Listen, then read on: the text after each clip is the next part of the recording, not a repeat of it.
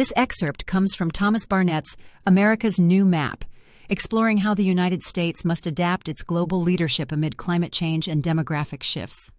The central idea here is symmetrizing the global war on terror, matching the right forces to the right opponents instead of using massive conventional armies against small insurgent groups. The comic-style punch captures the aggressive, direct nature of counterterrorism operations that would eventually replace America's large-scale military deployments. After 9/11, America made a critical mistake. It sent a big war force to fight a small war's opponent, creating a mismatch that would haunt us for years.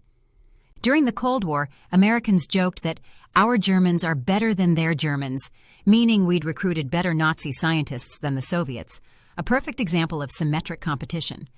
As global policemen, America must cover 3 distinct levels: nuclear war, conventional warfare, and everything else from terrorism to disaster relief.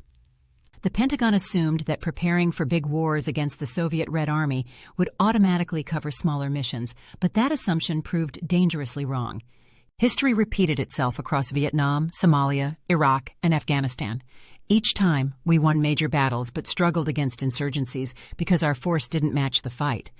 The core problem was simple.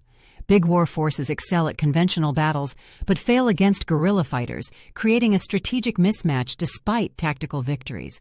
Obama's 2008 election, driven by war exhaustion, reshaped everything: the wars themselves, Pentagon doctrine, and debates over which forces deserved funding.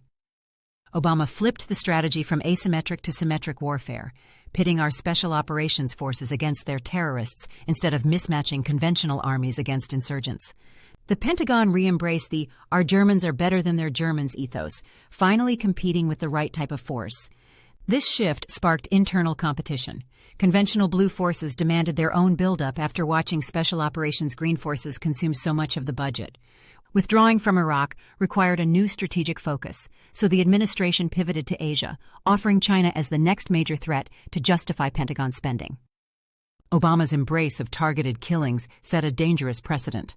Putin assassinated émigrés, Israel struck Iranian officials, and Saudi Arabia murdered journalist Jamal Khashoggi.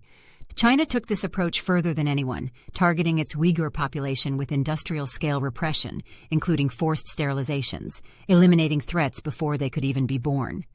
Today, great powers primarily wage war on individuals with a frighteningly preemptive, pre-crime logic, fundamentally shaped by U.S. actions during the GWOT.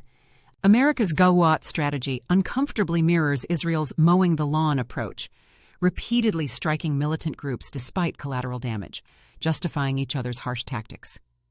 History will see America's GWOT wars, China's Western crackdowns, and Putin's campaigns as variations of the same theme: superpowers using repeated force to prevent populations from defecting. This zero-sum thinking clashes with modern reality. People now freely choose multiple identities and communities across digital networks, rejecting coercive control.